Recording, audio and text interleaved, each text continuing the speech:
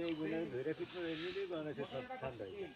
দুই পক্ষের নেতাকে দুইটাকে ধরে নিয়ে গেলে হয়ে যায়। তাছাড়া আর গতি নেই, মারামারি হবার আসতে পারে। আপনারা দেখতে পাচ্ছেন নেপথ্যে একটি হিজল গাছ।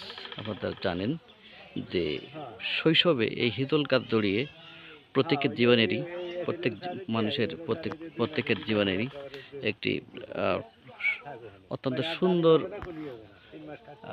শৈশবের রোমাঞ্চকর স্মৃতি থাকে। আপনারা জানেন যে প্রত্যেকের জীবনেই তাদের যারা গ্রামে কাটিয়েছে তাদের কিন্তু এই শৈশব ঘিরে, এই হিজল গাছকে ঘিরে মধুর স্মৃতি জড়িয়ে থাকে। আপনারা জানেন যে হিজল গাছের সুগন্ধি ছড়ায় বিশেষ করে এই মধু মাস, বৈশাখ জ্যৈষ্ঠের শেষে এবং আষাঢ় পর্যন্ত এই গাছে ঝুলন্ত ফুল এবং ঝুলে থাকে, থোকায় থাকা ঝুলে থাকে ফুল। সেই ফুলের মাঝখান থেকে সুগন্ধি ছড়ায় এবং সেই সুগন্ধিতে যে কোনো পথচারীকে কিন্তু মুগ্ধ করে এবং কোনো পথচারী তারা কিন্তু এই ফিজল ফুল দেখে মুগ্ধ হয় এবং শৈশবের সেই মধুর দিনগুলো স্মরণ করে তারা বিমোহিত হয়। আপনারা দেখলেন যে এই গ্রামের মিঠো পথে চলতে গিয়ে ছোট দুটো হিজল গাছ, সেই হিজল গাছ আমার দৃষ্টিগোচর হলো।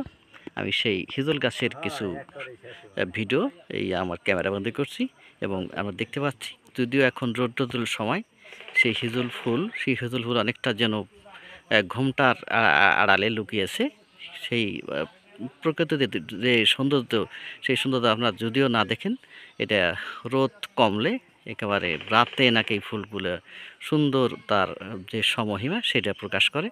সেই হিজল গাছের কিছু দৃশ্য আপনাদের ক্যামেরা বন্দি করলাম এবং আশা করি আমাদের যে শৈশবের যে মধুর স্মৃতি, সেই স্মৃতিগুলো এর রোমন্থন করেন এবং সেই দিনগুলো মনে করে সেই সময়গুলোর কথা স্মরণ করবেন এবং যে হিজল ফুলের যে সৌন্দর্যময় সেটা আমরা প্রকাশ করবেন।